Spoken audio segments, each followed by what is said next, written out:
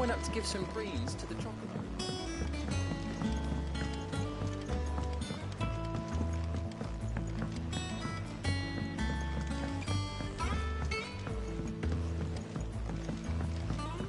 Mid hasn't been. Editors started reading books that don't have any pictures in.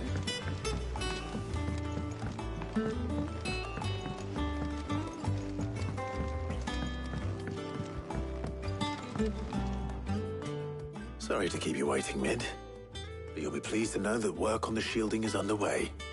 You found something for it?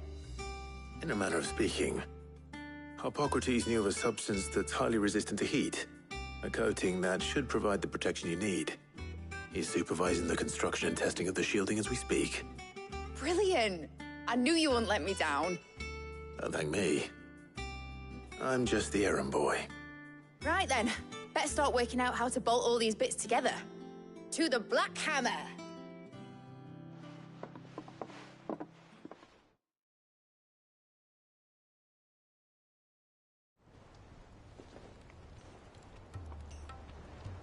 You know, when I got into the smithing game, I thought I'd be making swords and shields, not thermal bleeding didgeridoo-dahs. Displacement stacks. Same difference. Whatever you call it, I ain't putting it together in here. It's cramped enough as it is. Let's take this outside. Mid, you get all the parts lined up on the deck. I'll take care of the rest. On my way! Oh, and bring me the biggest hammer you can find. This is gonna require some precision walloping.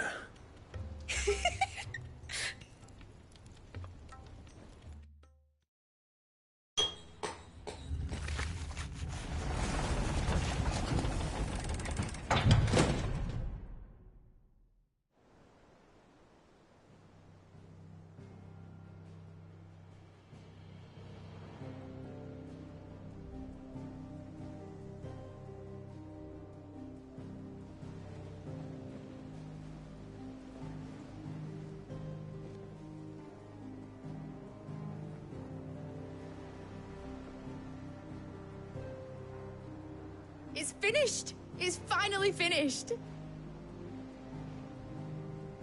Thank fuck for that. I'll be feeling my hammer arm for weeks. Thank you, Clive, Blackthorn, everyone. That's one down and just 3 more to go. I'm sorry. Oh, didn't I tell you? The Enterprise has 4 mithril engines, and we'll be needing a displacement stack for each. You don't mean... Don't worry. Now they've got a finished one to work off. My gang in Canva can build the rest. Good luck to them, I say. Right, I'm off to get a sling for this elbow. Any other work comes in, keep it to yourselves, eh?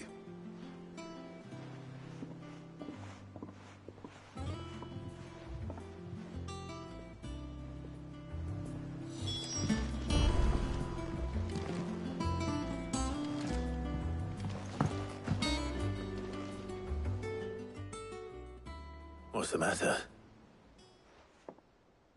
Nothing. Just daydreaming. Thinking about the Enterprise sailing off over the horizon to shores unknown. Searching for a land untouched by the Blight. Just like me and my dad planned. So if the worst came to the worst and every scrap of soil in the Twins turned black, we might still have a chance. That's what she was meant to be. You see, one last chance just in case we needed it. But now she's so close to being finished, I've realized I don't want it to be that. I don't want it to be just a lifeboat for us to cling to if things get desperate. I want people to sail aboard her by choice, not from the lack of it. In a world where we're not just trying to survive, but where we can actually live. I'm working on that. And I'll do everything I can to get you what you want. Don't you always? All right. My mind's made up. As soon as the Enterprise is fit to sail, I'm putting her under your command. Sod our plans, I'm trusting in yours. Are you sure about this? Something tells me it's what my dad would have wanted. He'd be proud of you. You were gonna visit his grave, weren't you? I was. And you can come too now that your little project is finished. Right. There's just one thing I need to finish up first. Won't be a mo. All right. I'll let Otto know you're coming. Meet us in the mess when you're ready. Aye, aye, Captain.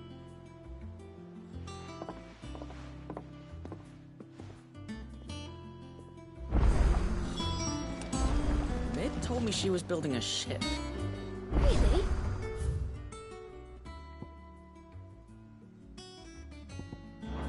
That's a ship. Let's sail around the lake.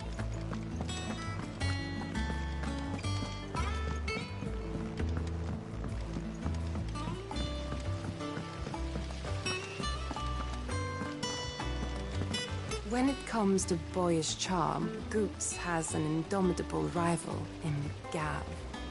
One is the sweet little babe in arms to be cooed over.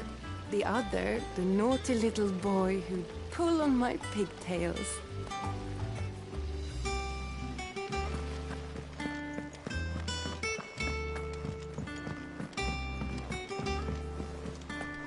I think Mid might need some help.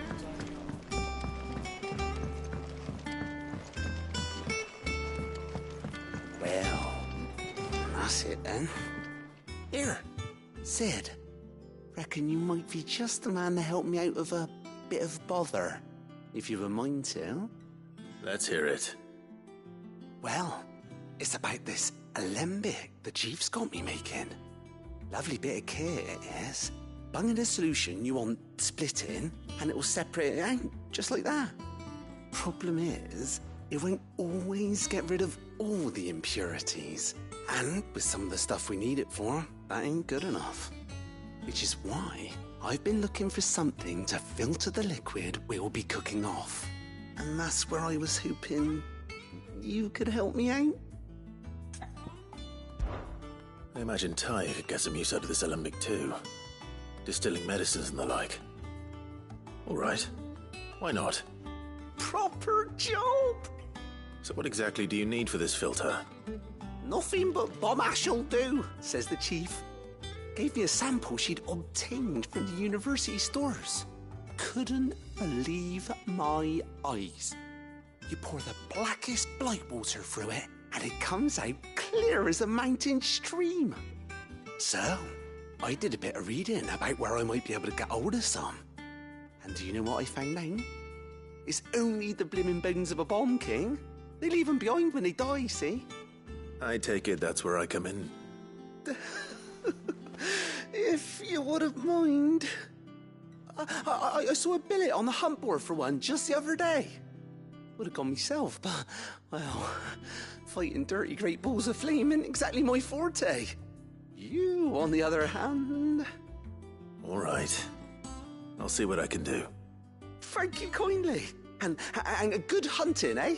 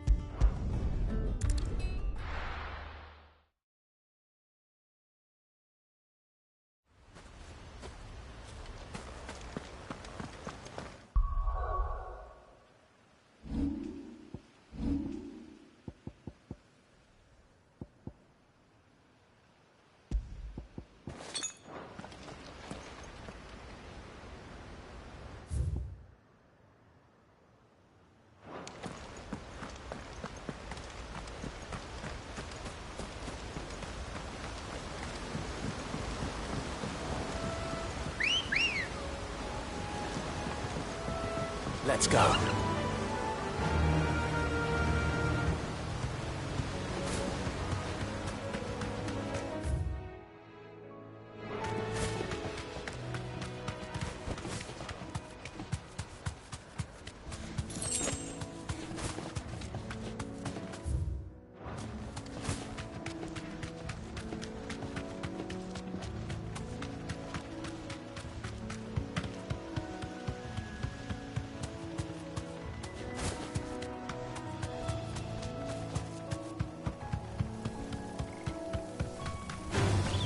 Time to fight.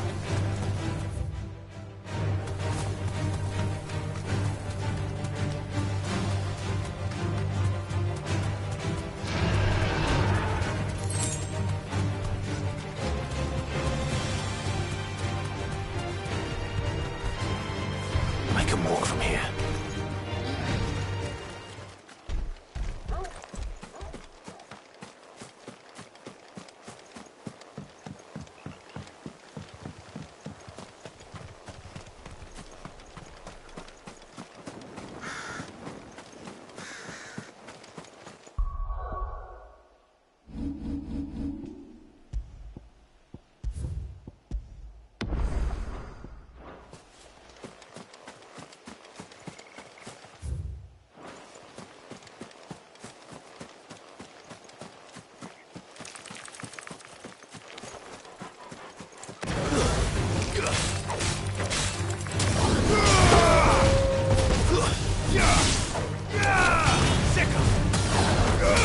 This one.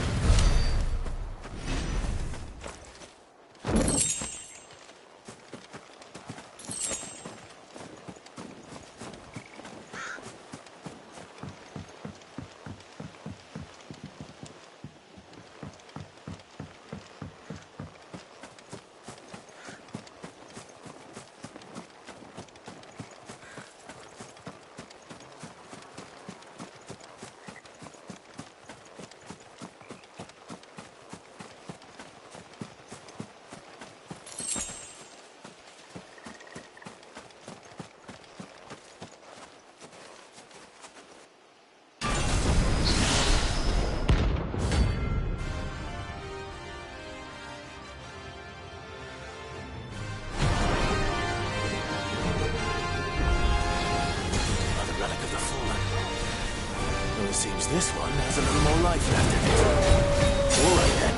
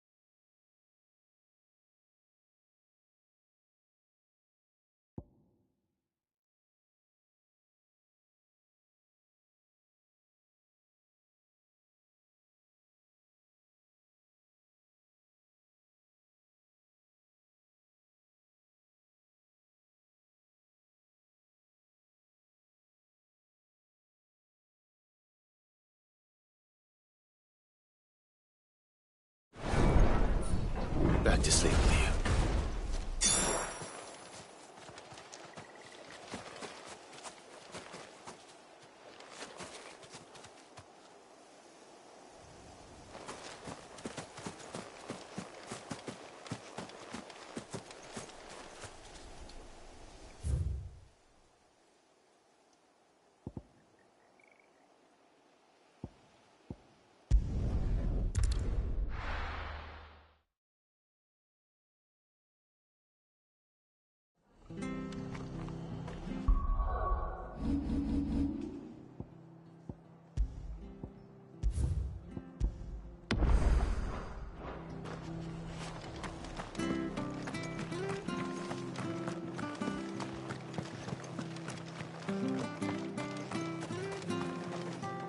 Anything catch your eye?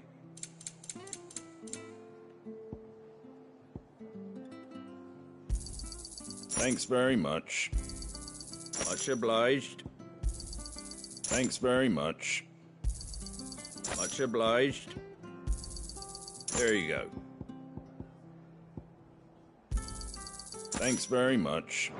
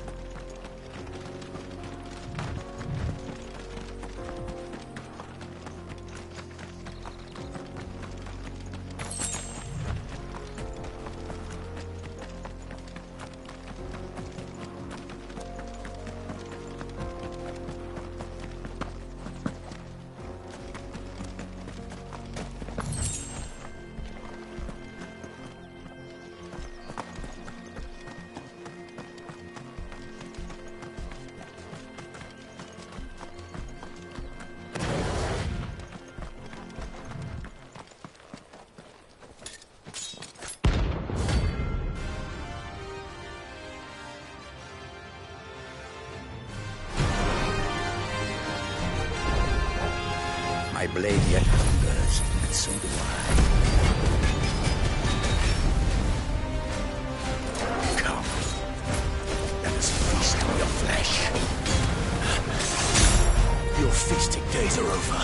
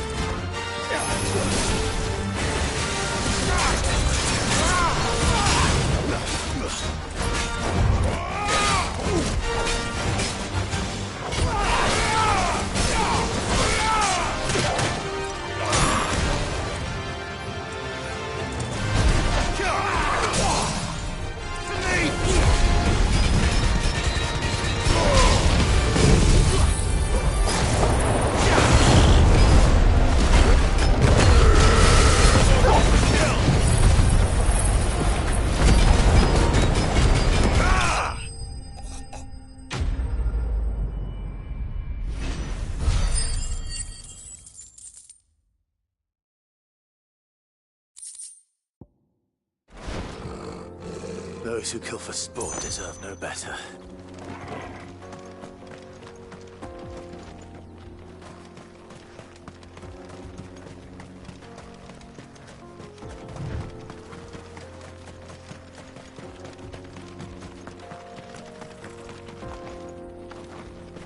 A mountain of a monster, twice as tall as Titan himself, cracked the fang open like it was a sparrow's egg.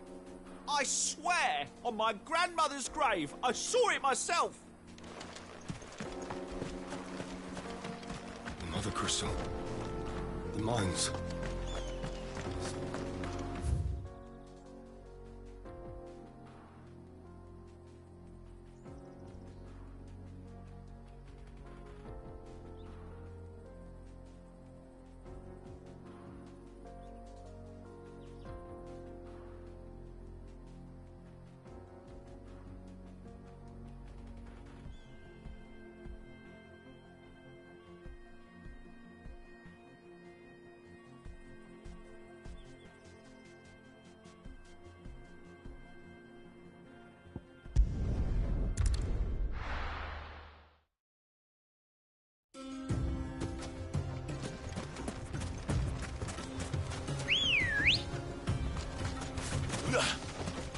Let's go.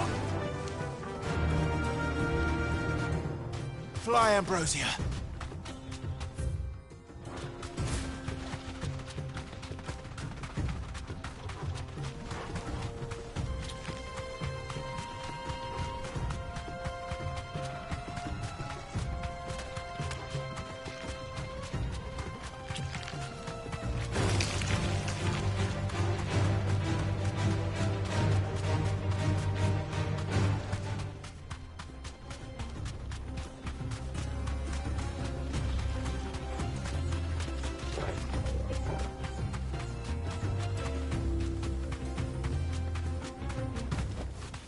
That'll do, girl.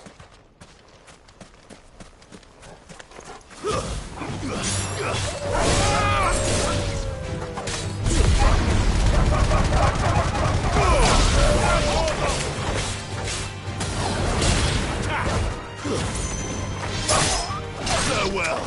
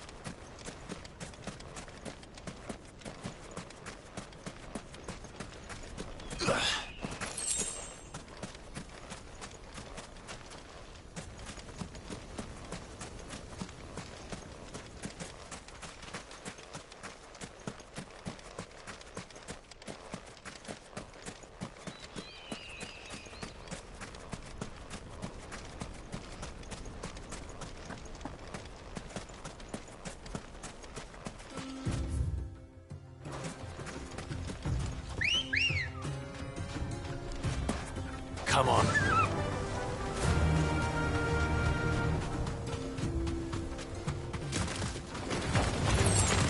Time to fight.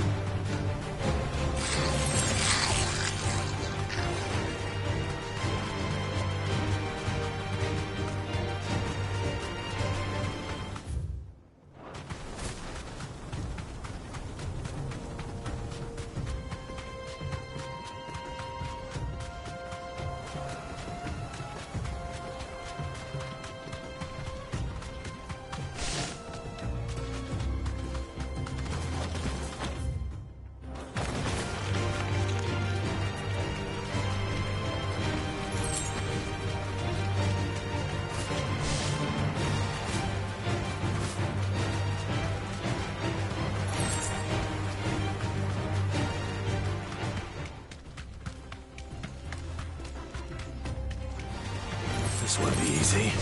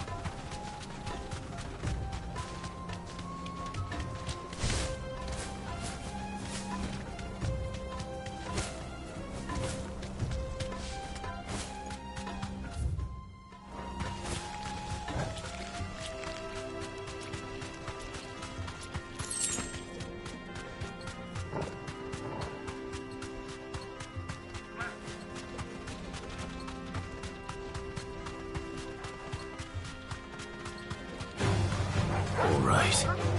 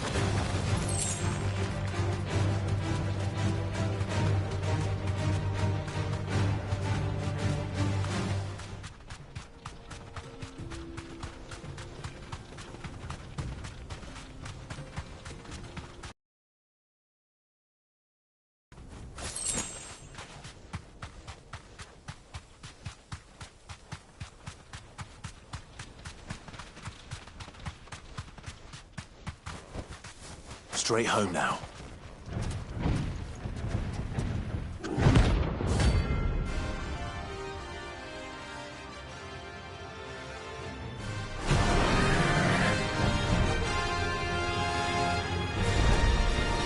Well, Clive, looks like you're gonna need an even bigger sword.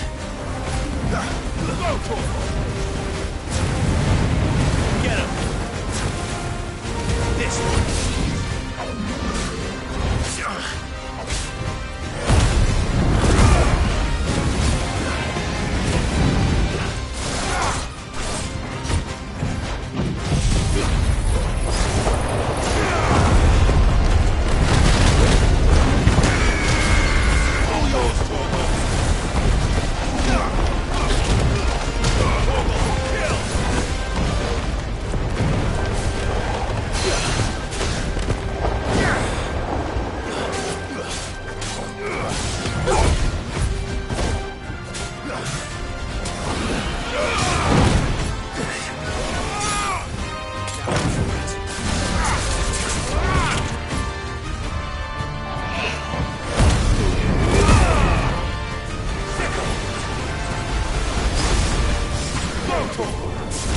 This one.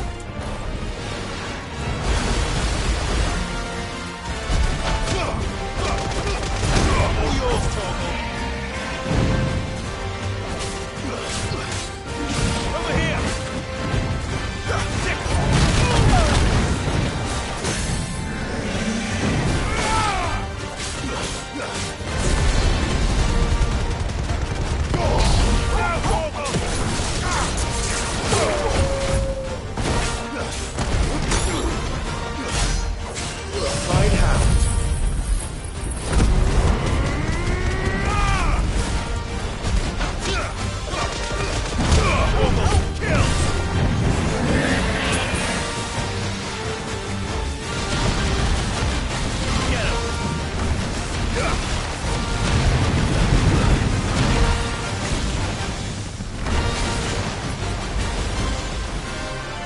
Over here. This one.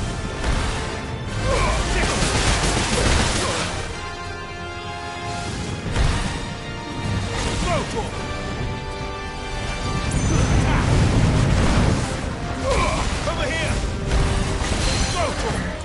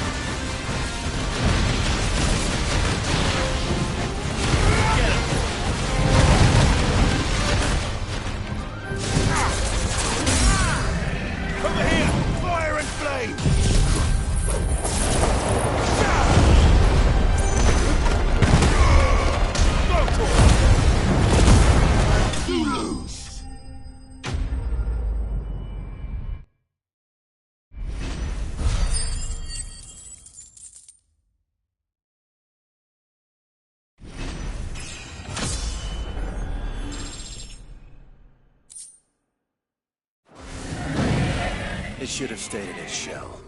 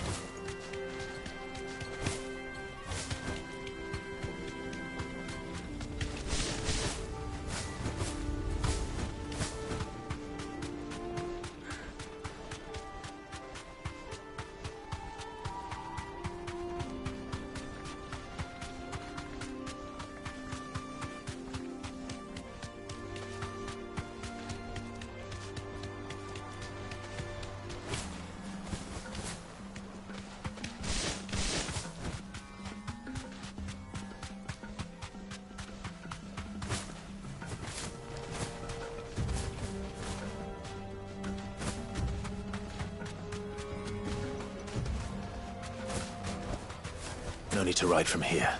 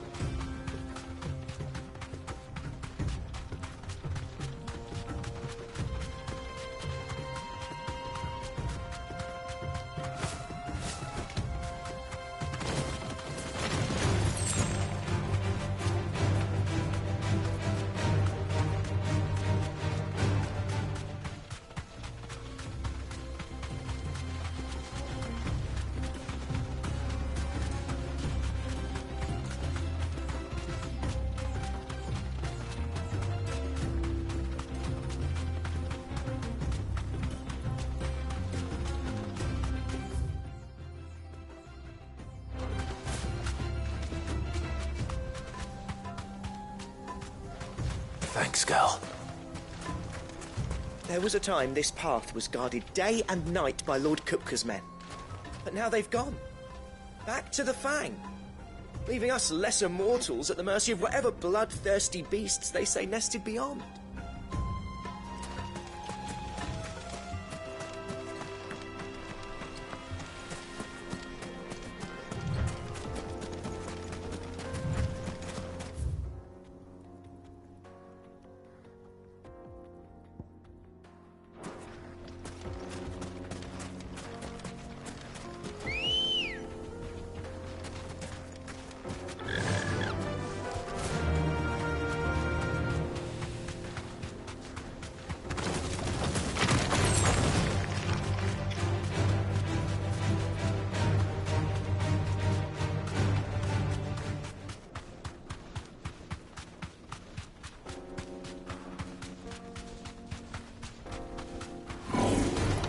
mistakes.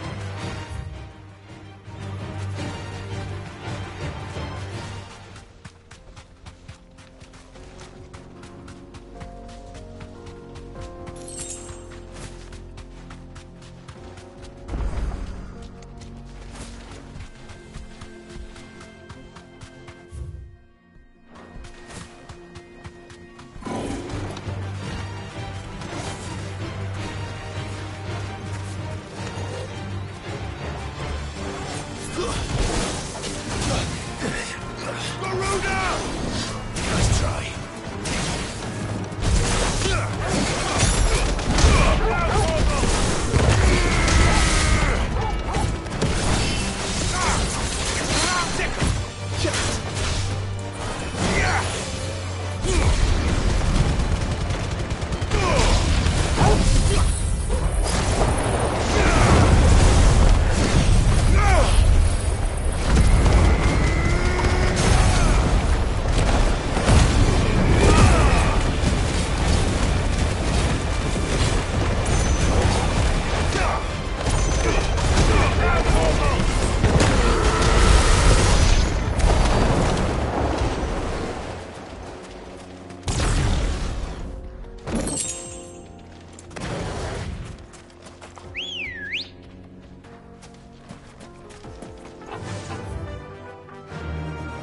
Run like the wind.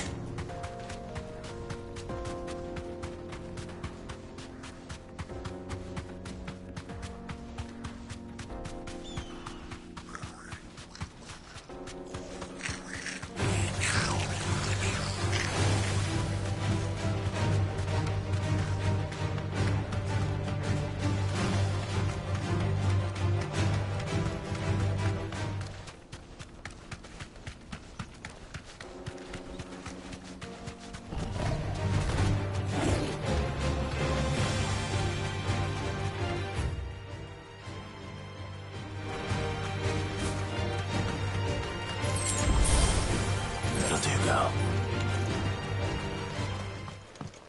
This must have been a fishing village. Before everyone left. Over here!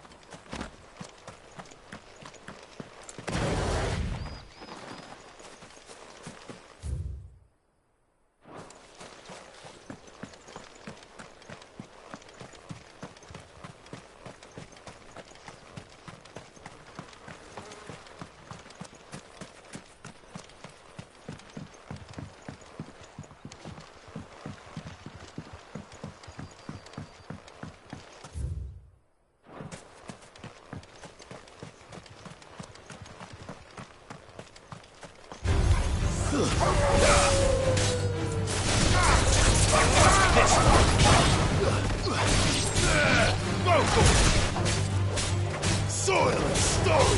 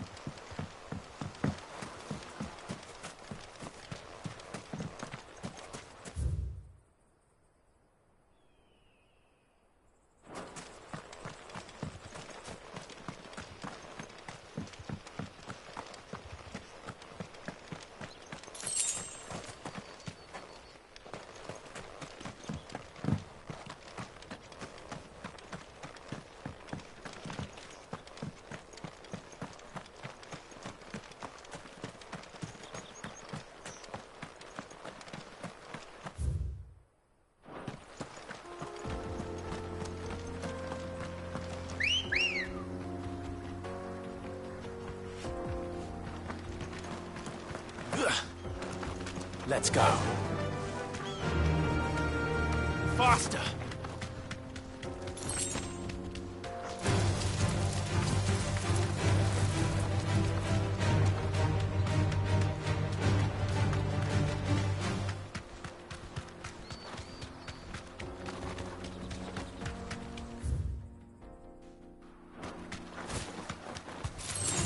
All right.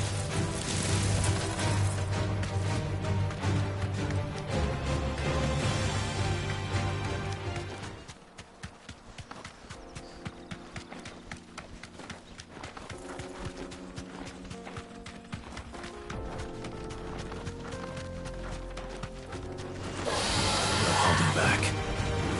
Straight home now.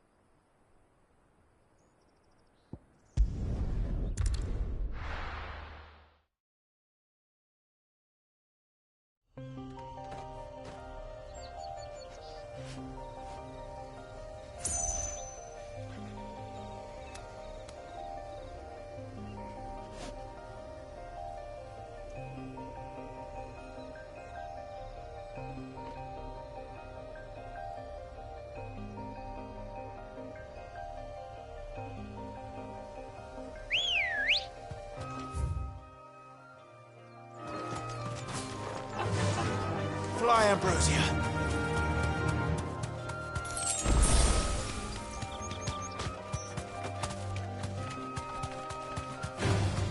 All right.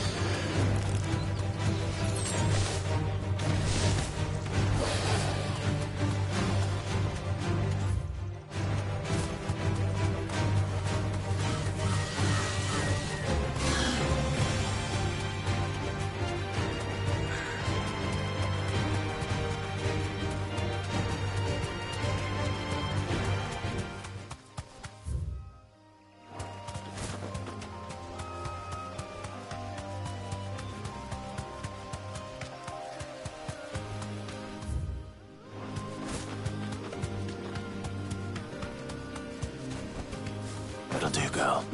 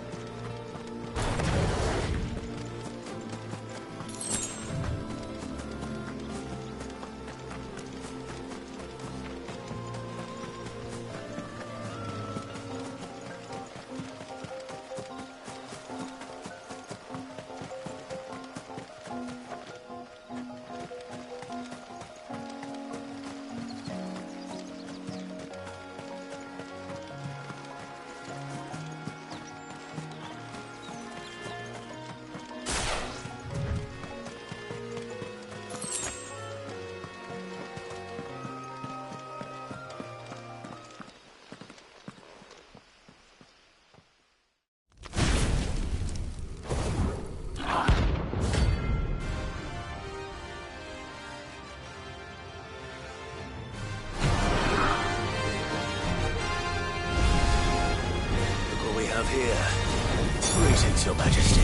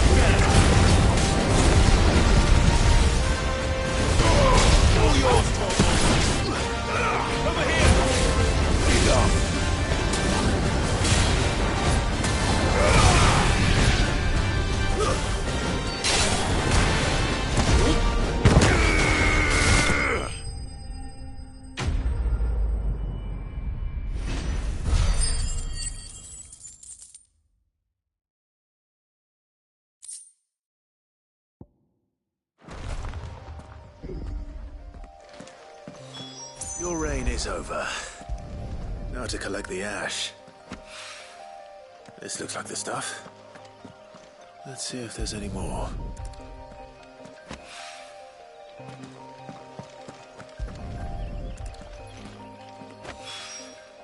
That should do it.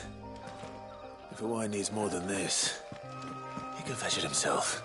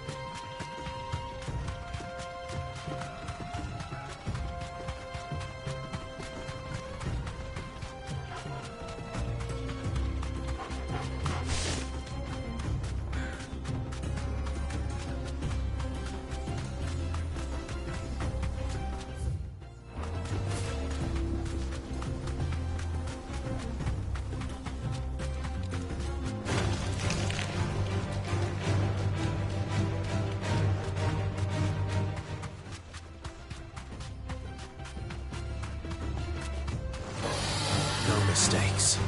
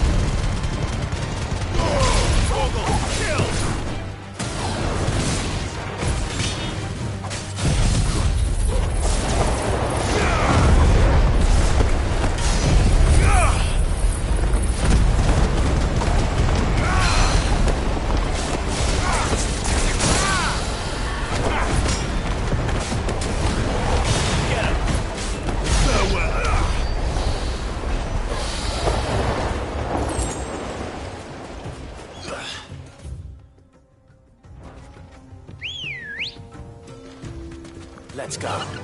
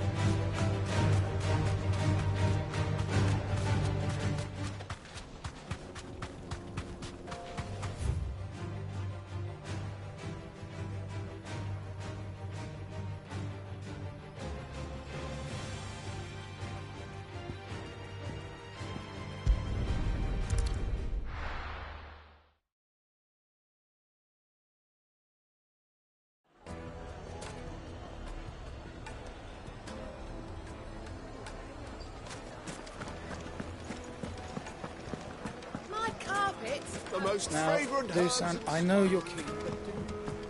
Oh, where did all the men have gone? Plates and pots!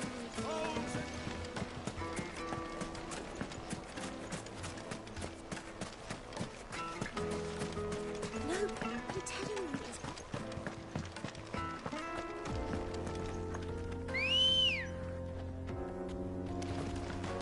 it's... Come on. Yeah!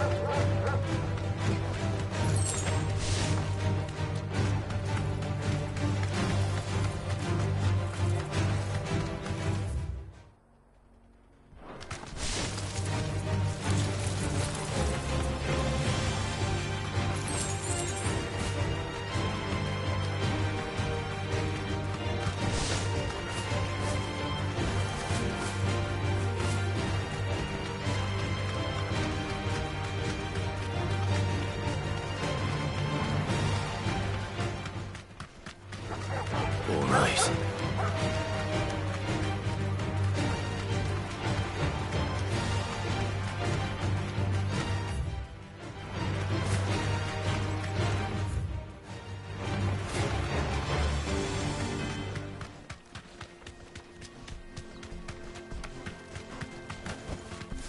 Thanks, Gal.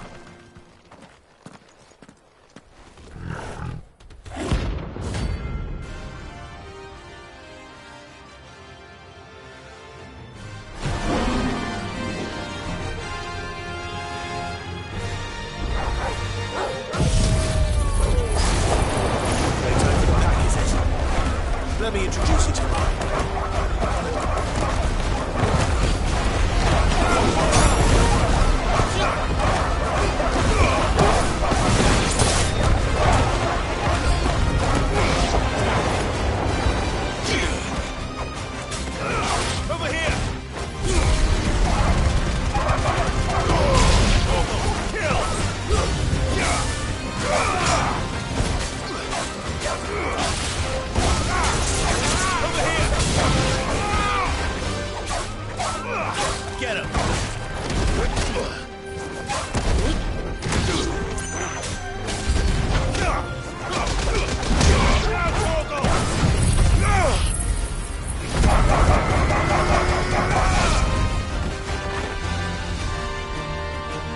And then there was one.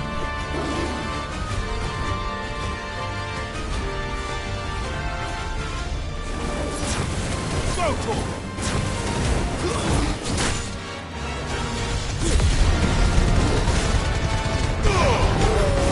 Nice try.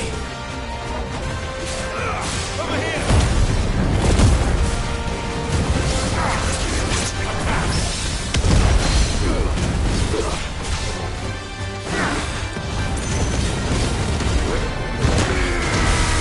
All yours, Torgal!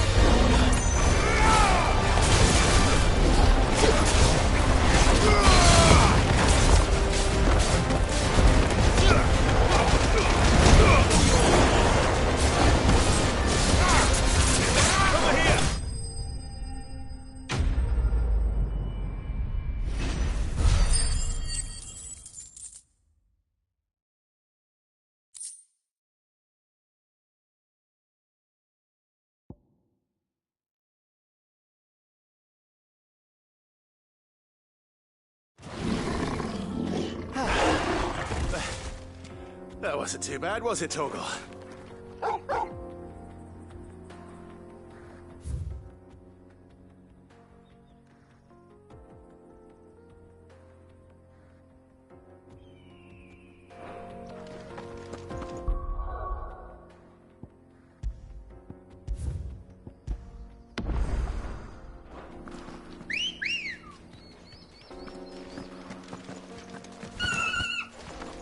Good girl. Faster!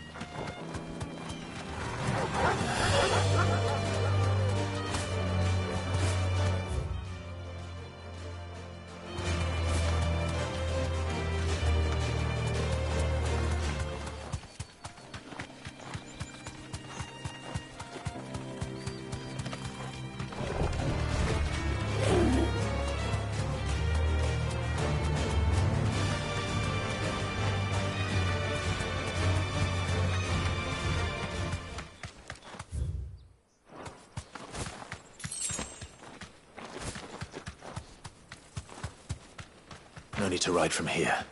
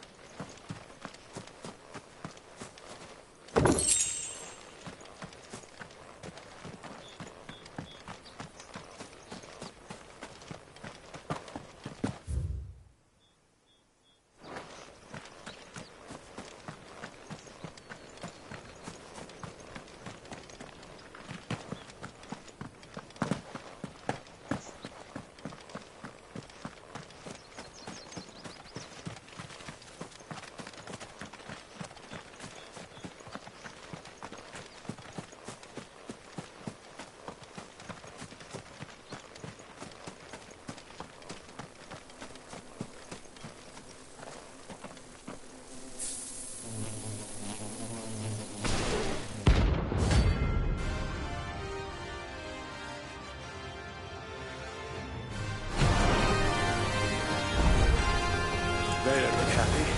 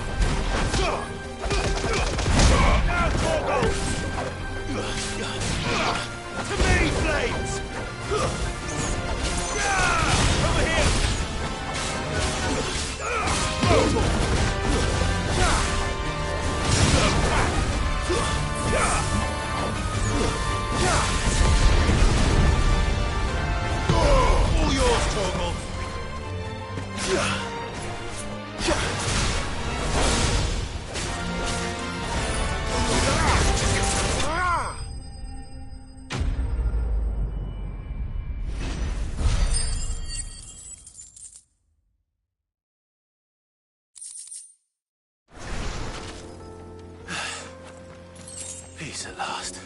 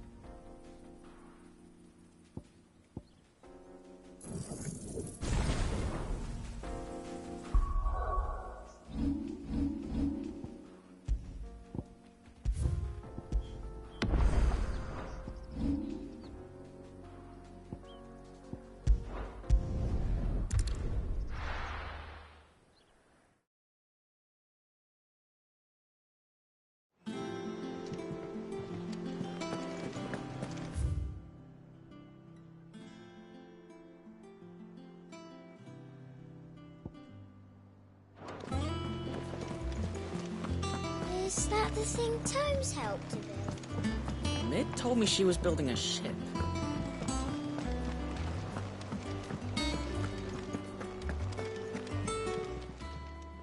How may I help you today, Clive?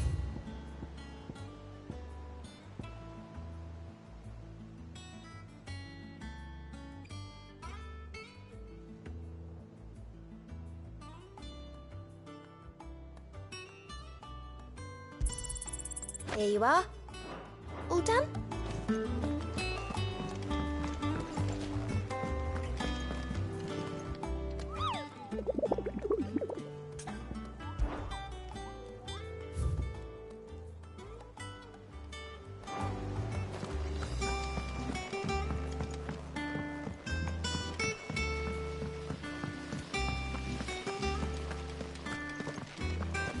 When it comes to boyish charm, Goops has an indomitable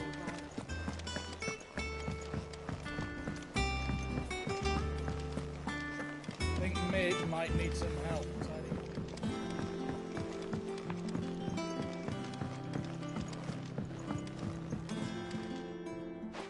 right there, Sid? How's that hunt for the bomb ash going? I have it here.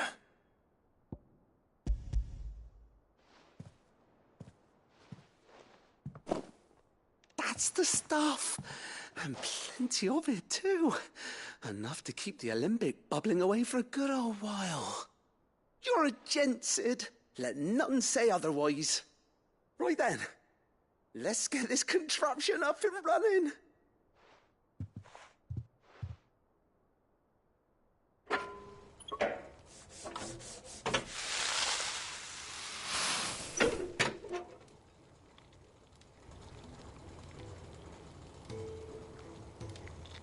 There we have it. The Telemon Alembic. And it works just like the chief said it would. Very impressive. Says the man who cut down a burning boulder. Speaking of which, I still haven't returned the favor. There's no need. The good it will do for the hideaway is reward enough. Don't be silly. Why don't you let me take a look at that bag of yours? The one you keep your potions in. Reckon I could work some magic on that, huh? What kind of magic? Well, we happen to have isolated a substance in our test run of the alembic that I reckon will make even the toughest leather supple as anything. Thought we might use it to breathe new life into old boots and the like. Save the hideaway a few gil. But I reckon if we slap a bit on your bag, it'll loosen it up enough for you to squeeze in a bottle or two more. Well, it can't hurt to try, I suppose. That's the spirit. Leave it with me. I'll only be a mo.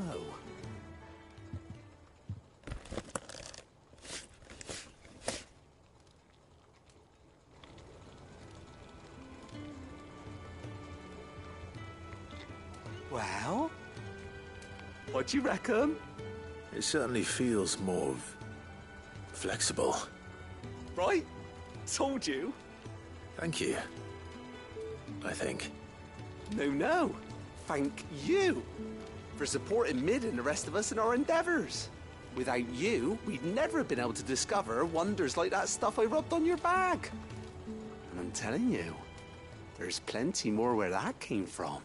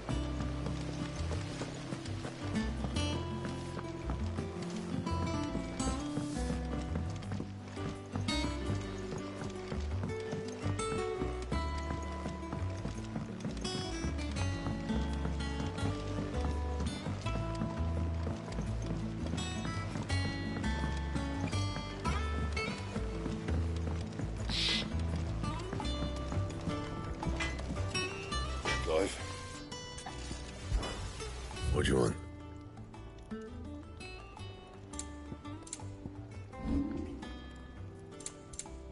Anything else? He cracked the crystal too. You're joking.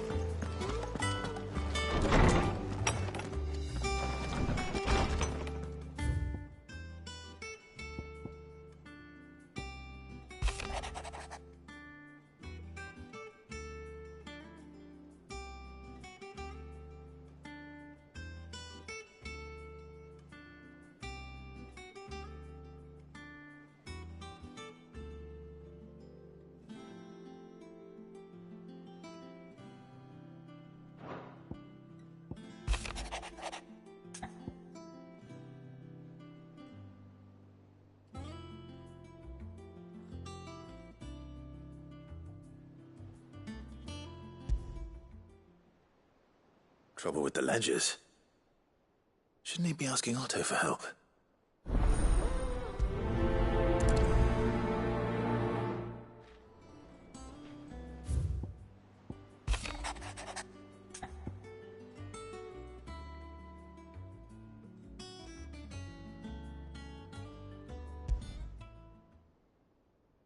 wrong with Torgor? He seemed well enough when I last saw him.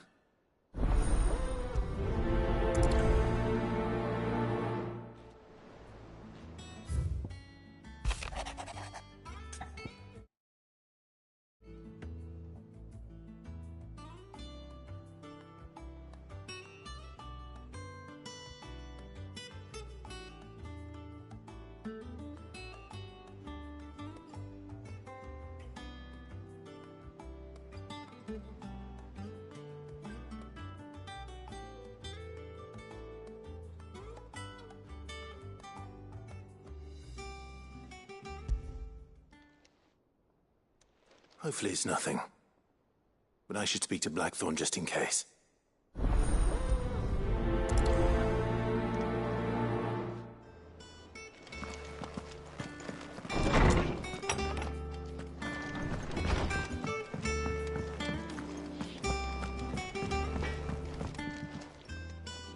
Blackthorn, do you have a moment? Not really, no. This won't take long. I just wanted to ask how you're getting on. August was worried about you, and you might still be doubting your craft, even after learning the trick of that cuirass. Is there something else weighing on your mind? Perhaps sharing your thoughts might help. That bastard's like a dog with a bone. Still, he's got a keen eye, I'll give him that. He's just, well, Karen showed me something. Something I've never seen before. And that was? A sword. An odd-looking thing with a single-edged blade.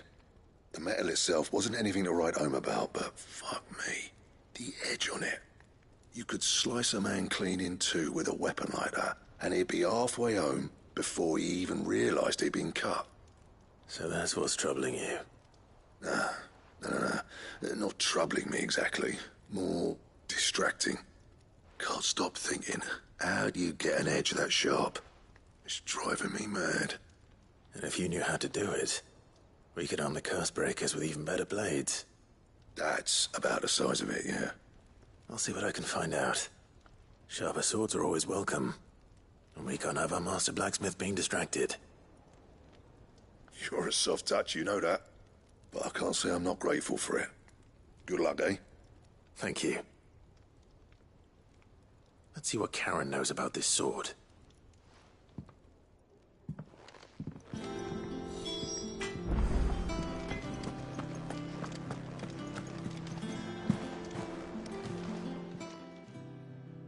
I got your note. You think something's wrong with Torgor? So you can read. Congratulations.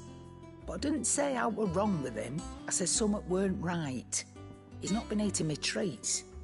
He used to love cracking the bones from Molly's boiled brown, but now he won't so much as look at them. Didn't like him. Which is why I'm of a mind that his mind's on something else. You've not been working him too hard, have you? No harder than usual. Is that it, boy? Do you need a rest? What was it you said he was? A frost wolf? That's what the lawsman seems to think. Then maybe this all has something to do with whatever it is that's woken inside him. I suppose things have been different since Rosalith. Perhaps Hippocrates knows something. Instead of everything, you mean? Perhaps.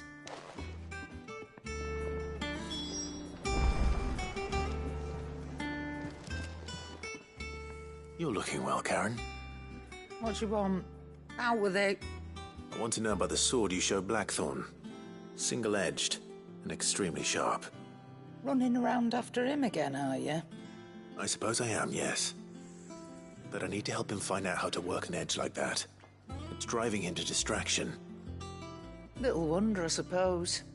There's not many like that make it as far as the twins, and those that do go straight into private collections. Which made it nice and easy finding a buyer. Can you tell me who bought it? Where is it now? You think I tell people who my clients are? Suppose you're not likely to go nicking him off me, are you now? Fine. If you stop mooning at me like that. Lord Ignac's the man you want. Dalmecian bloke. Collects weapons and the like. And he's got more money than sense, which is why he's one of my favourite clients. Reckon he'll still be at the inn in Dalamil, where I left him. Thank you, Karen. Oh, and he's a touch eccentric, if you take my meaning. I appreciate the warning.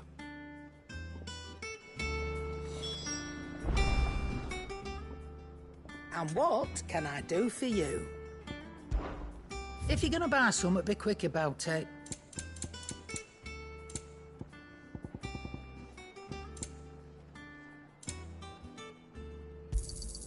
It'd better all be here.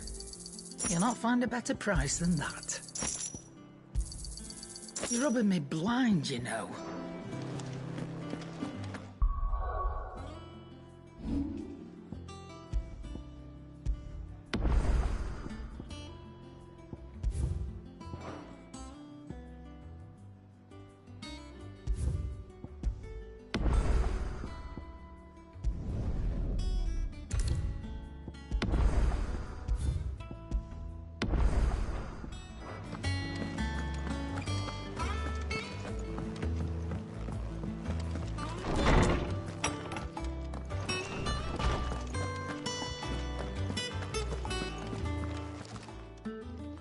Lawsman, I need to ask you about Torgal.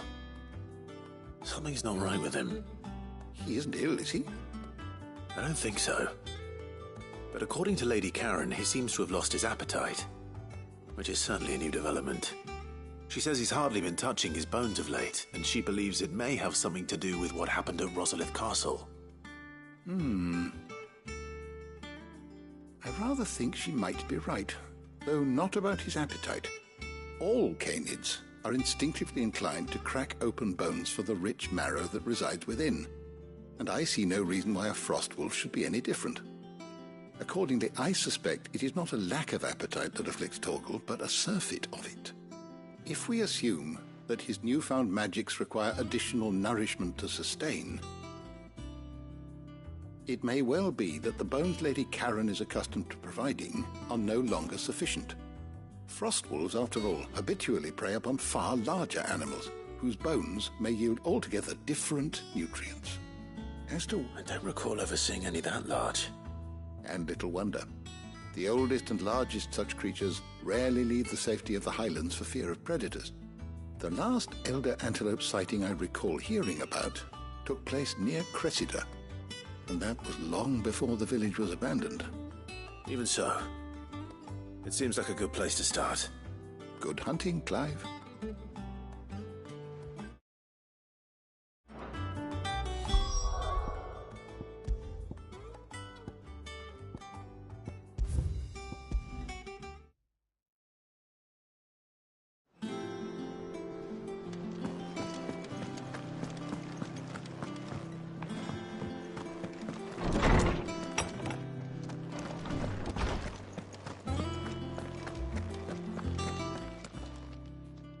Lawsman. He isn't ill, is he? I don't think so.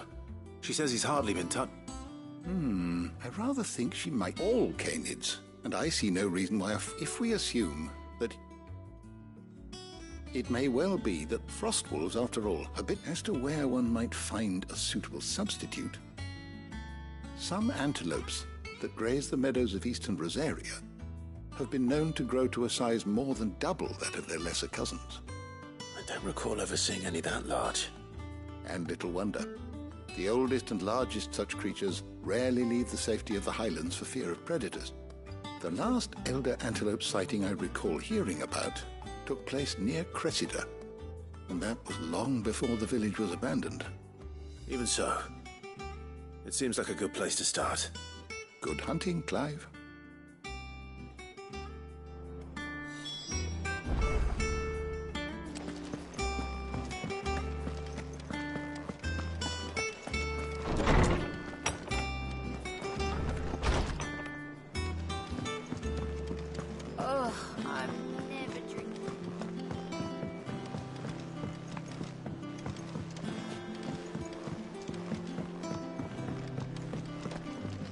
A seed of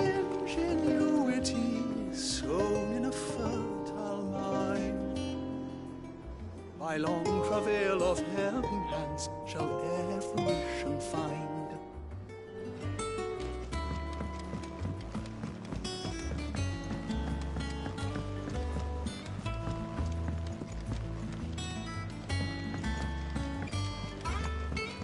Mid told me she was building a ship.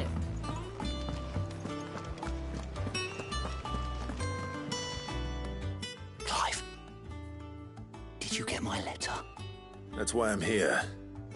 Shh. Otto won't be listening. Is this better? A little. Listen, I've some bad news. It turns out the Hideaway may be slightly behind in its payment to certain lenders, and it may be my fault. But I swear to the goddess, I thought I had the numbers square. Sadly, that square turned out to be more of a circle. 0, you might say. I can straighten it out, I swear, but it's going to take some time, and I'm going to need help keeping it from Otto. Bit late for that, I'd say. There you are! What a surprise! So let me get this straight. You forget to pay our lenders what they're due, and instead of coming straight to me, you get Clive to come to you. And I will dig you out of the hole you've dug for yourself. Clive, the man in charge of the place you've been cheerfully trying to bankrupt. And you thought this was a cunning plan. Why? Well, who needs paying? Oh, just Martha. And the dame. And, well, Lady Karen. But only 500 talents. We owe 3 of our most trusted friends 5 million gil. Each.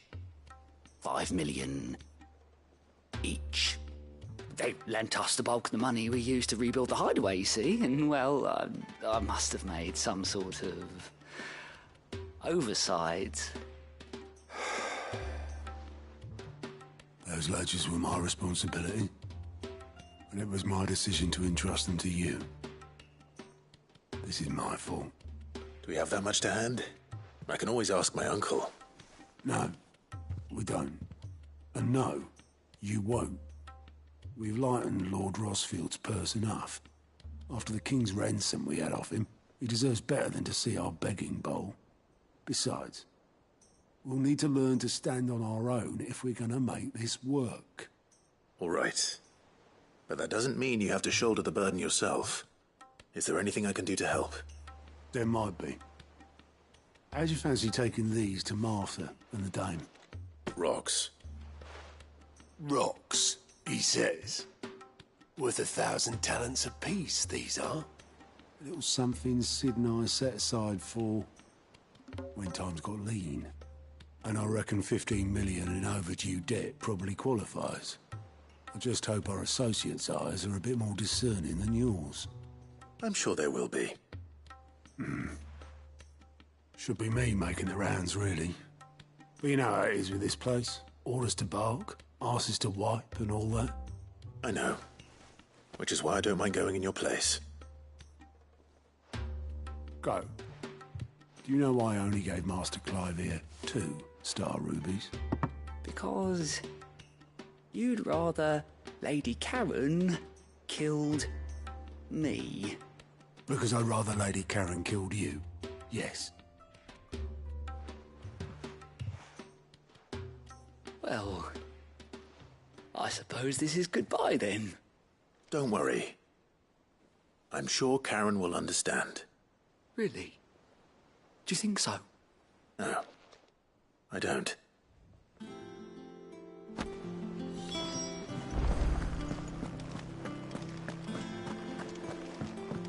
Mid told me she was building a ship. Is that the thing Tomes helped you?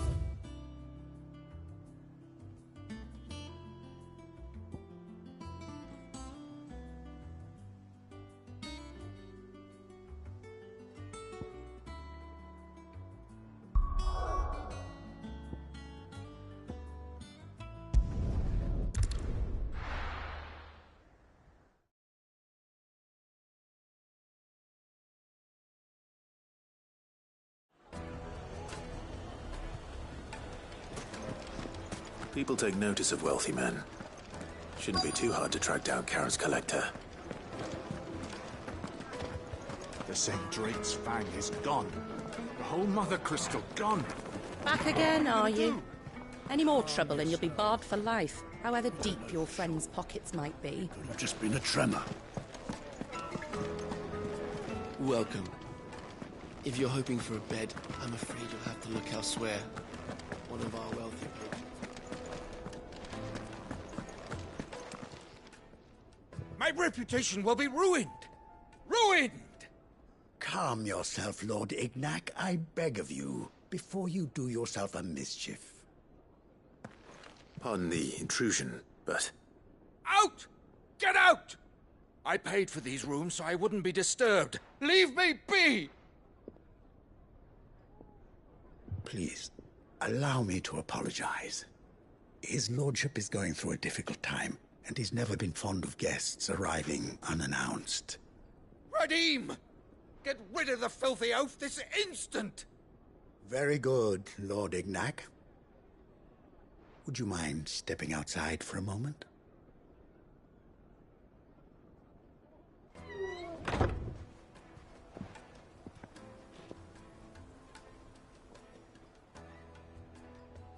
I'm sorry if I've caused you any trouble. That? No. That's just how his lordship is. Though the morning's events have left him somewhat fractious. He has been dispossessed of his luggage, you see. The thieves also made away with a considerable amount of coin. Coin the innkeeper will soon be keen to collect. I don't suppose a certain blade was among the stolen items. A single-edged sword. It was purchased from a merchant friend of mine. Ah, you know Lady Karen. Yes, I'm afraid it was. Then I'll retrieve Lord Ignac's luggage. But I have one condition. You have but to state it. You are welcome to anything that is within my power to grant. I want an audience with Lord Ignac. A few minutes should be enough. Then I'll be on my way.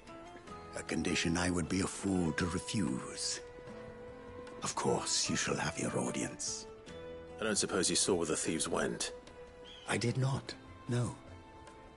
Though some discreet inquiries made on his lordship's behalf mean that I know where you might find them. The bandit's bed.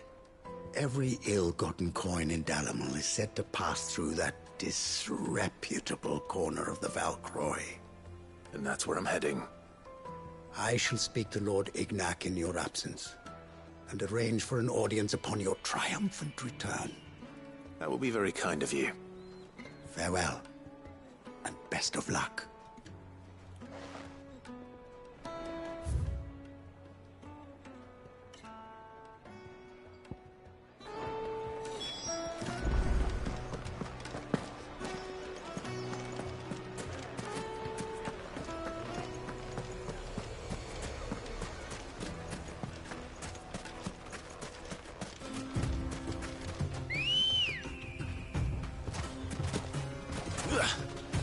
Good girl. Yeah!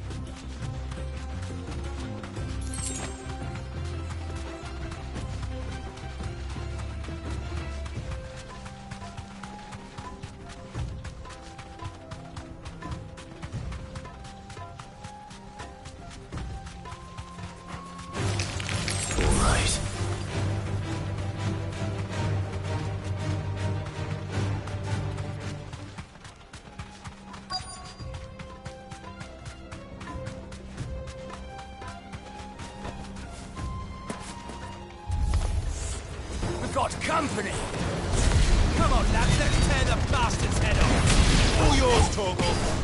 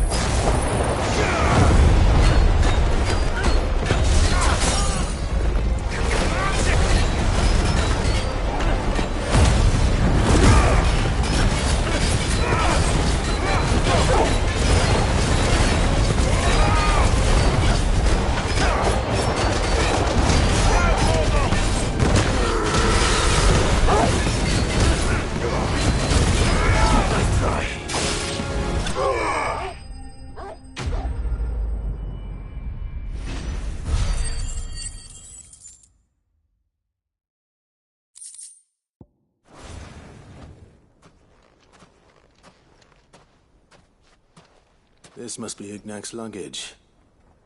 Nothing seems to be damaged. All right. Let's get it back to Dalamil.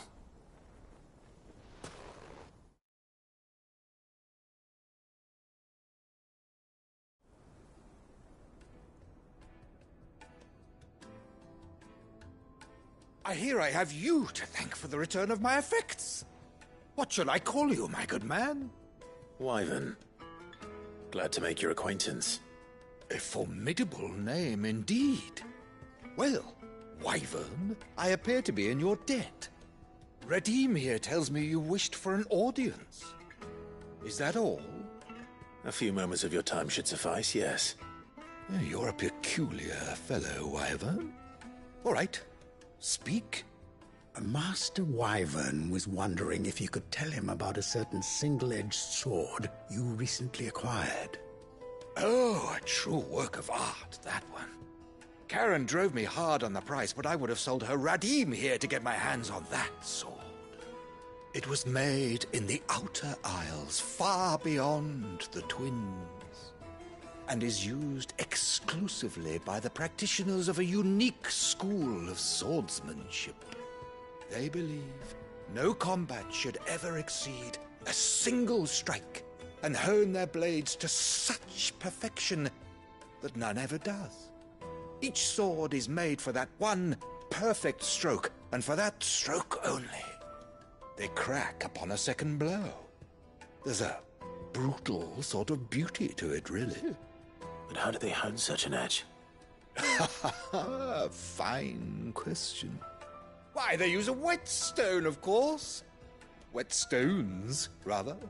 A whole array of them, ranging from the coarse to the fine. 10,000 licks with the sharpening stone, then 10,000 more. But it is the final stone which lends the blade its legendary sharpness. A mineral quite foreign to this great realm of ours. And that is the key. The secret ingredient. Wyvern, it occurs to me that my little lecture is hardly equal to services rendered. Take this, together with my regards. The very stone of which I spoke, far rarer among collectors than even the blade itself, and a far more fitting payment. Thank you. Pardon the intrusion, my lordship. However, it is long past time we prepared ourselves to depart. So it is. I am locked in bitter competition with a rival collector of curiosities. I am one step ahead of the unscrupulous scoundrel, but he is hard at my heels. And there are many other collectors out there. Too many to count, but only one do I consider my nemesis. Lord Byron Rosfield. And is a perennial thorn in my side. I can imagine. Farewell, Wyvern. May our paths cross again. Radim, we mustn't dawdle.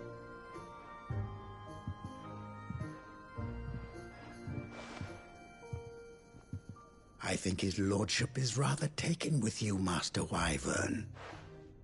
Thank you again for your assistance.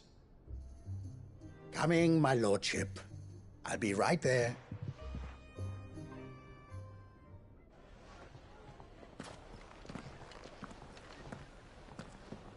Trust Uncle Byron to find such an interesting rival. Now, let's see what Blackthorn makes of this whetstone, shall we?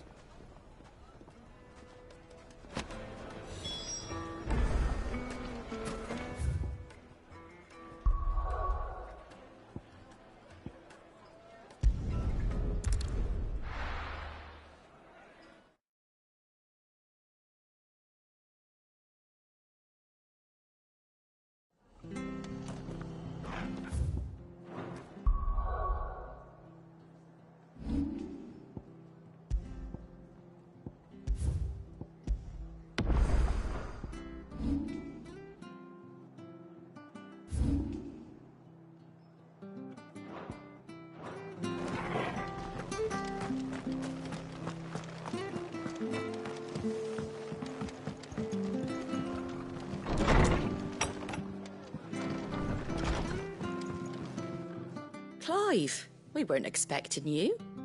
I wasn't expecting to be here, but it seems we still owe you a considerable amount of coin for your help with our rebuilding efforts. And though I doubt it's what you were expecting, we were hoping you'd take this as payment.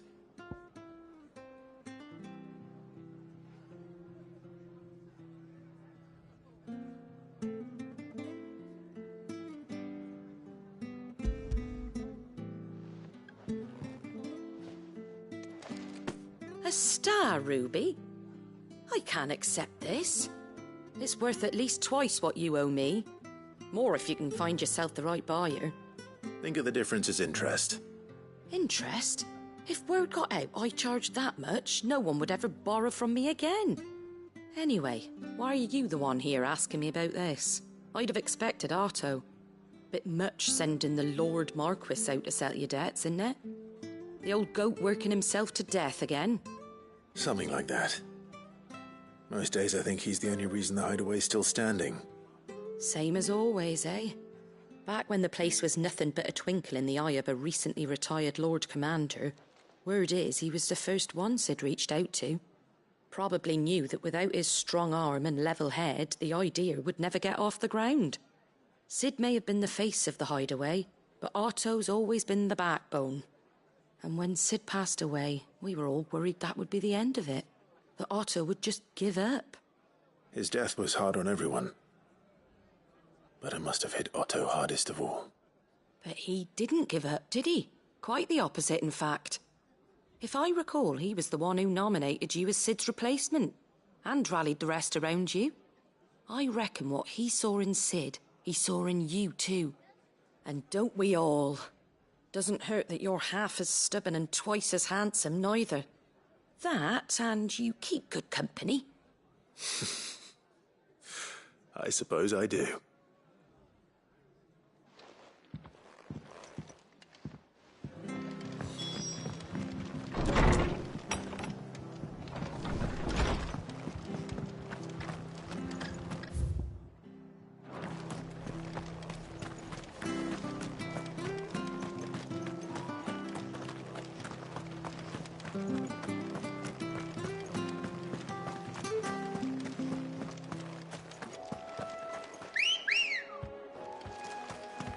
Good girl. Fly, Ambrosia.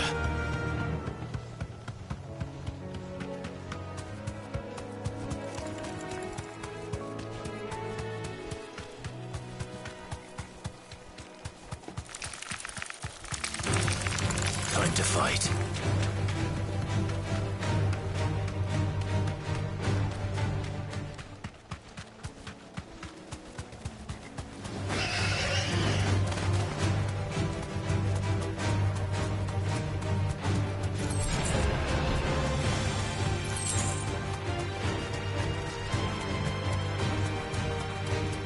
Certainly quiet. If I were a giant antelope, it would seem like just the place.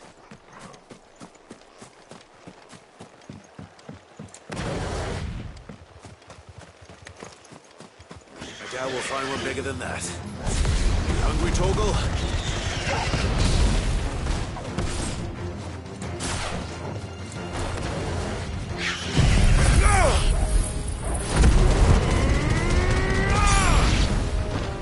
This one.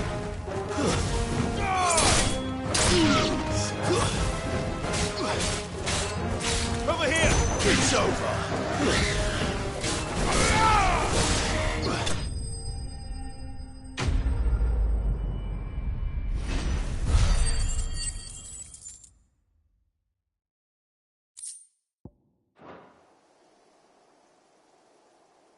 Now...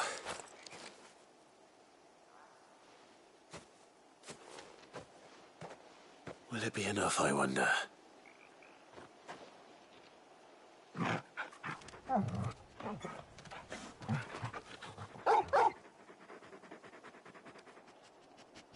I say that answers my question. Which means we owe the lawsmen our thanks. You're just a big puppy, aren't you? A very big puppy.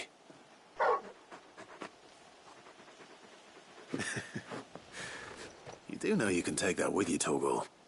Lady Karen will be relieved to hear you've got your appetite back. Come on, boy.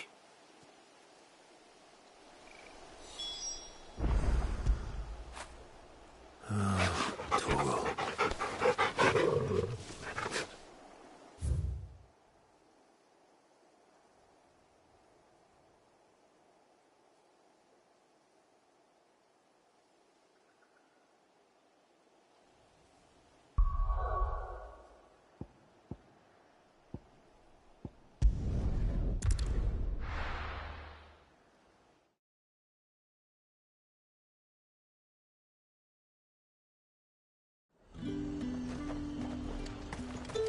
There's talk.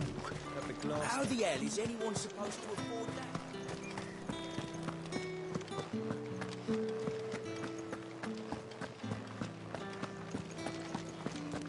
Did you hear?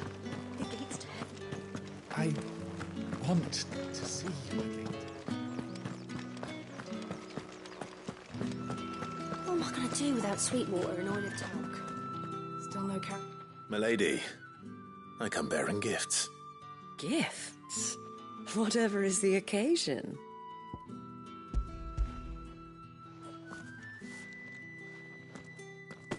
Oh my. Clive, you really have outdone yourself. Otto asked me to give it to you. To settle the Hideaway's debt with the Veil. And to compensate you for the time it took us to do so. You disappoint me, Clive. I thought you might finally be warming to me. Tell Otto he can keep his baubles. I tried to tell him as much the first time around. The man owes me nothing, nor does the Hideaway. My contribution to the restoration effort was made freely and willingly. It was the least I could do. You once told me Sid did you a kindness. I'd like to do the same. Please, accept it. For my sake. And for Otto's. For all of us. For all you've done. It is rather fetching, isn't it?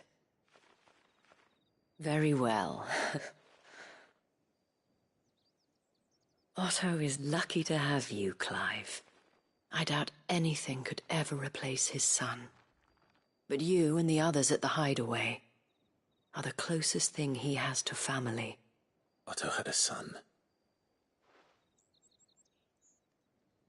Long ago, yes. Sid told me Otto lost him when he was just a boy, and blamed himself for not being able to stop it. I don't know how it happened, whether there was anything he could have done, but it was clear that it weighed heavily on him. I didn't know. How could you have? I doubt anyone did. Besides Sid, I've never met a man more keen to bear his sorrows in stoic silence. An ill habit, given that both have always been surrounded by friends desperate to help them. I'm beginning to see that.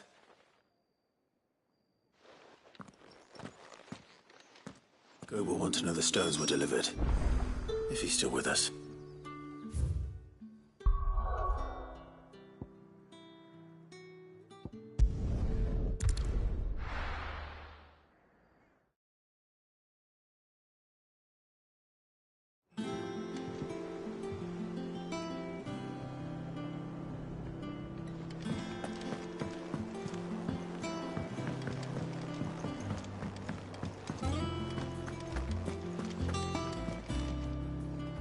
I noticed you and Torgal had gone off somewhere. Take him for a walk, did you?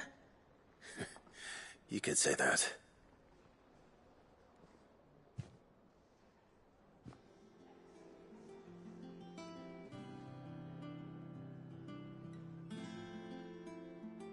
So, Molly's leftovers weren't good enough, eh? That'll teach me for treating you like you're still a pup. All right, no need to shout. Now we know what you're after, I can see about getting some in. Speaking of which, I brought one for later. Can I leave it with you?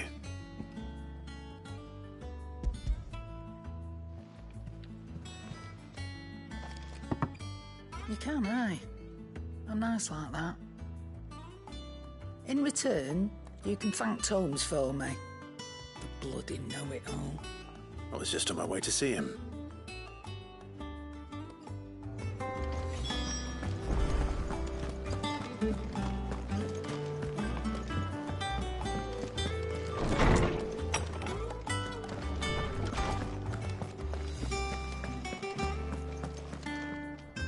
Ah, Clive. Were you able to locate your quarry? We were indeed, Lawsman. You pointed us in exactly the right direction. And Torgal's been a very happy hound ever since. Very good, very good. Lady Karen sends her thanks, by the way, for your part in solving the mystery. Ah. But that reminds me. After your last visit, I found myself pondering Torgal's talents. Do you recall our conversation concerning Lady Jill's role in Torgal's transformation? About how she somehow woke the power within him. Precisely that. A reasonable conclusion, I thought, but one which raised certain questions in my mind. You see, the Fenrir of legend served Shiva and Shiva alone, and while the powers attributed to him are certainly impressive, the records imply they are somewhat different in nature to those you described Torgal as having used. What are you suggesting? That Torgal may be the beneficiary of more than one icon's power. Consider that in addition to Lady Jill, he has served as a loyal companion to you, your brother, and even the late Cid. In short, the icons hitherto near at hand, or should I say at paw, have been diverse and plenty, and that number has only grown as the realm's dominance have fallen to your sword. One can but speculate as to how all of this has affected Torgal. He has seemed more fierce of late. And if I am not mistaken, he will grow fiercer still. We are fortunate indeed to be able to count him amongst our allies and not our adversaries. Oh, he's more than an ally. He's a friend.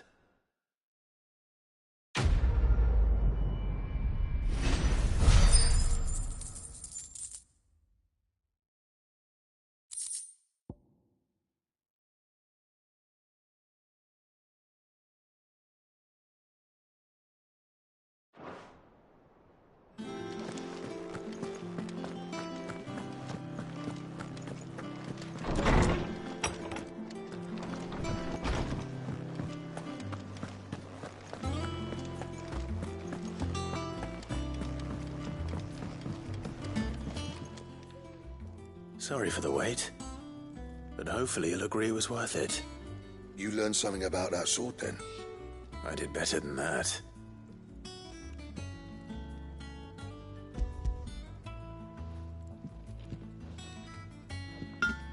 A whetstone? Yes. But not one you'll find anywhere in Valisthea.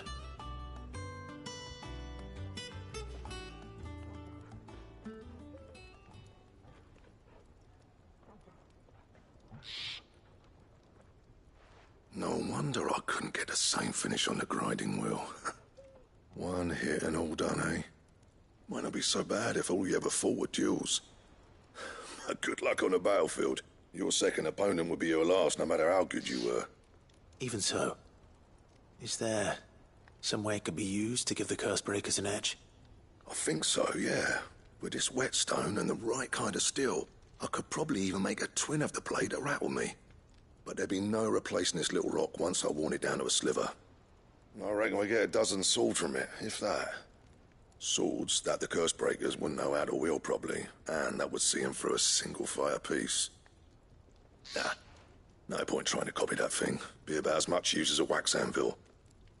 But finishing our blades with a whetstone this fine, now that's something to consider. And what's finer than fallen masonry, eh? Or more hard-wearing, for that matter. Just imagine it. Good Valisthian steel with an edge as sharp as any found in the Outer Isles. I won't make a copy, nah. I'll make something much better. I'm sure the curse breakers will be delighted. Just don't push yourself too hard. Don't you worry about me, sunshine. I've been working day and night since I was half your age, and I'll still be here when you're long gone. Hey, thanks, Clive. I mean it. I owe you one, August too. It's good to know someone's looking out for me. He'll be happy to hear you said that. And I'll see that my debt to you's paid. First new blade I make's got your name on it. You come and find me when you've got the materials. All right. I will.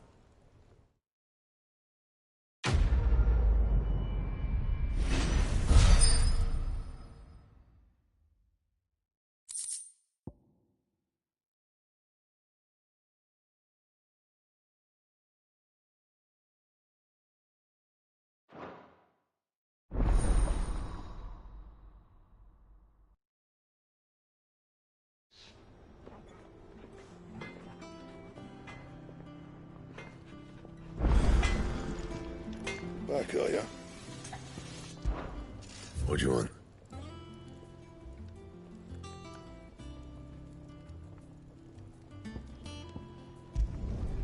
No scratches, all right?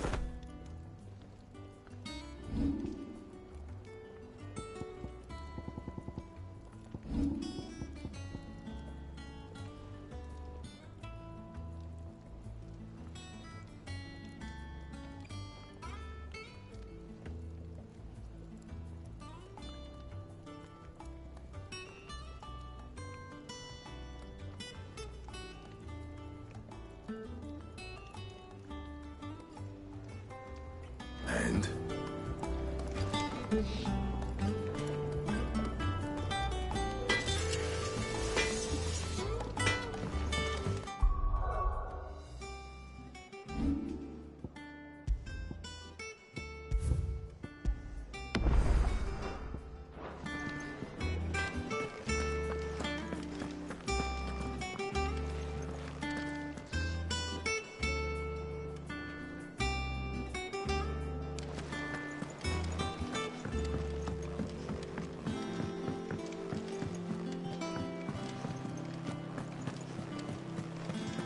Is that the thing Tomes helped?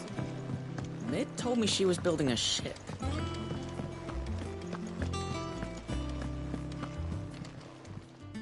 How may I help you today, Clive? Come to claim your just desserts?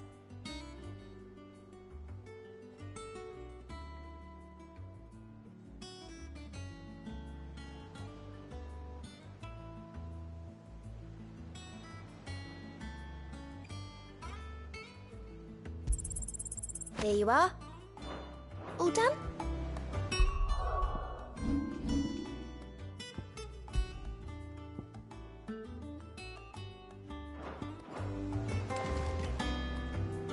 Good. Still alive, I see. So Lady Karen accepted the ruby. Ah, about that. I tried my best, but she was just too stubborn to take it. She threw it right back in my face, in fact, and told me I could stick my stupid stone where the sun don't shine. Karen refused payment. I hope it wasn't something I said. I'm sure you were as tactful as ever. Let me see what I can do. Oh, wonderful. I hope you have better luck than I did.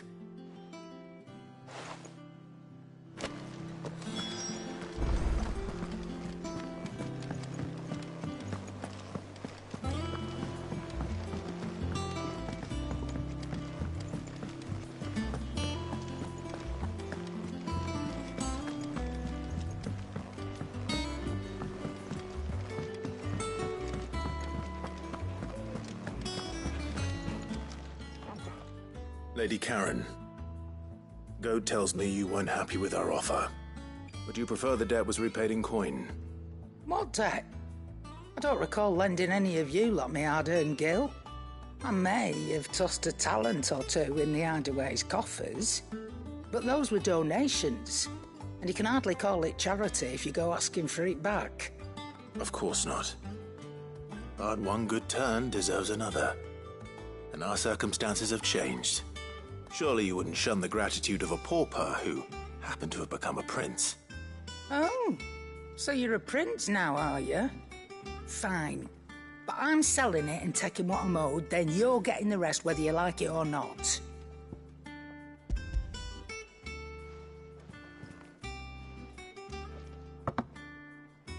Where'd you even get this? A decent trader might nab 1,000 talents for a star ruby. A canny one, meanwhile, might claim it were nicked from the belt of Sid the Outlaw himself and ask twice as much. Might be I already have a buyer in mind. Might be you even know her. A fine continental maid whose beauty's only eclipsed by a guile in commerce. You wouldn't mind, would you? Not at all. Just be sure to tell her that it's always a pleasure doing business.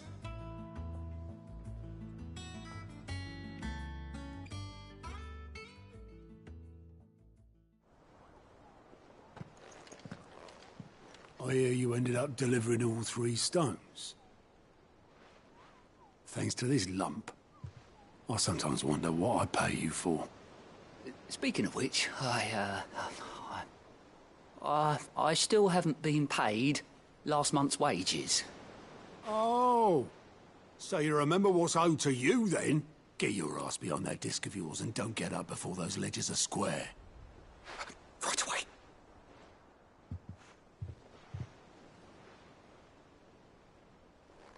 I've seen that before. You have, yeah. Plenty of times.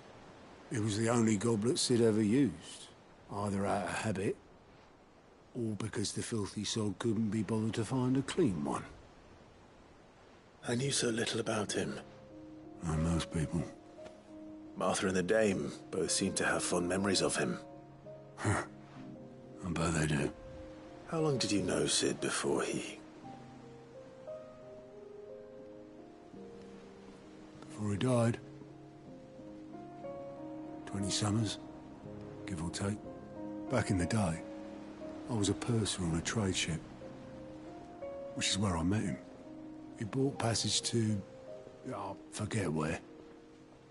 And having nothing better to do on the long nights, we set up drinking island rum till the morning bell dragged me back to my duties.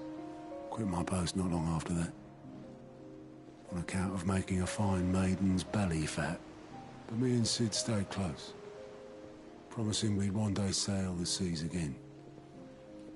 That was before fate stepped in and said she was having none of it. The magic woke inside my son soon after his first name day, and there was no hiding his knack. Couldn't you and your family have... My family were the ones who summoned the constable, wanted the monster taken away. I couldn't turn my back on him, forget what I felt, and I couldn't for the life of me understand how they could. Luckily, Sid was of the same mind as me. It was him who stood beside me when all I wanted was to tear the whole world down.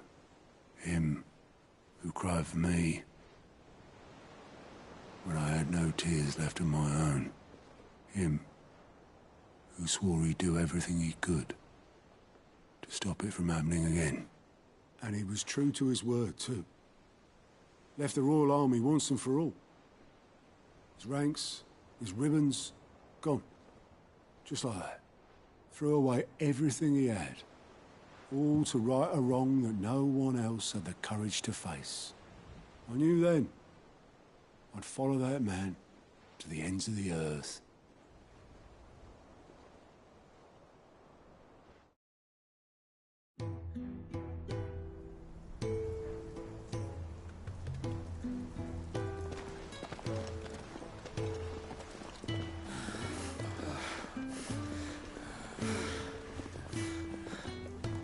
He was always too clever for his own good, was Sid. Saw the world for what it really was, while the rest of us were content to go along with the lie we were shown. And it can't have been easy, bearing that burden alone.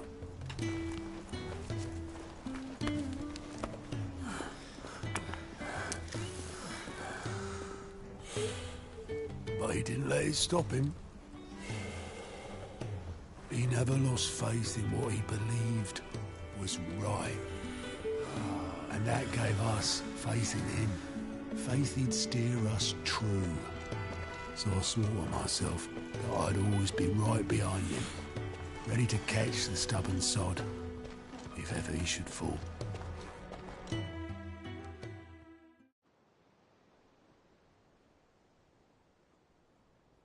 But I couldn't even do that.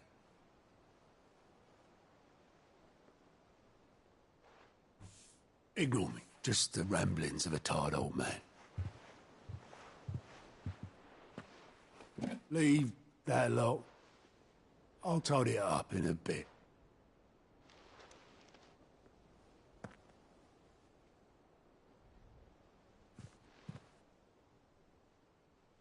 This is Sid's handwriting.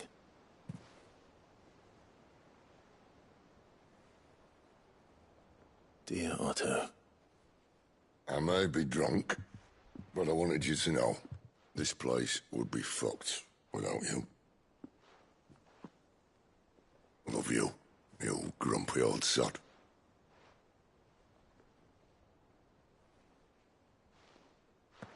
This note. Hmm? What about it? Sid was right. Without you, we'd all be lost.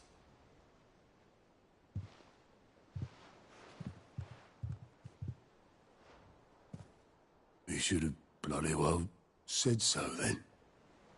Just once. Before he went. But then, why would he? Him, or anyone? I'd only have told him to piss off.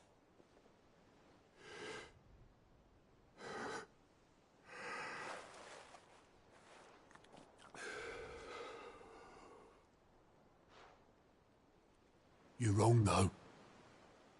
Both of you. It was never just me keeping the hideaway afloat. It was all of us. I just shoved people in the right direction, and I barely seem to be able to do that anymore.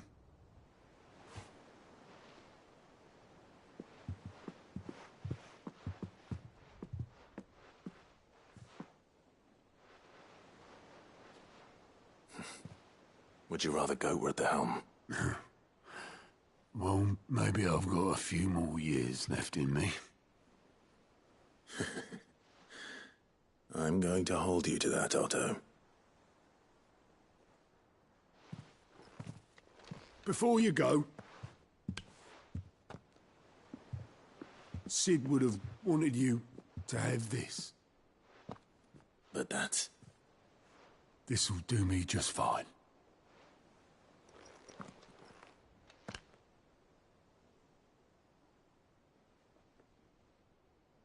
Thanks for the ray of sunshine. I'll see if I can't pay you back. Already have.